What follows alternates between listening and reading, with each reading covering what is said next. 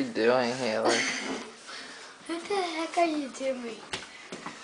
Hi, we can give this to Lexi. She'll use these. Daddy, Lexi will use these four things. Taking pictures might give me a coach. No offense, but the only college you're getting into teaches clowns how to fit into a tiny car. Just because you say no offense doesn't make it unoffensive. Oscar, has Mr. D'Impala arrived? He's on his way up. Good. Now I want everyone to make him feel welcome. How? By opening our veins so we can feast on our blood? Oh, she's right, True. This guy has vampire written all over him. How do you know he hasn't even seen it?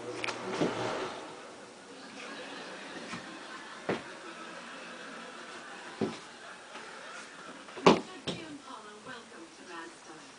Thank you. These are some local children.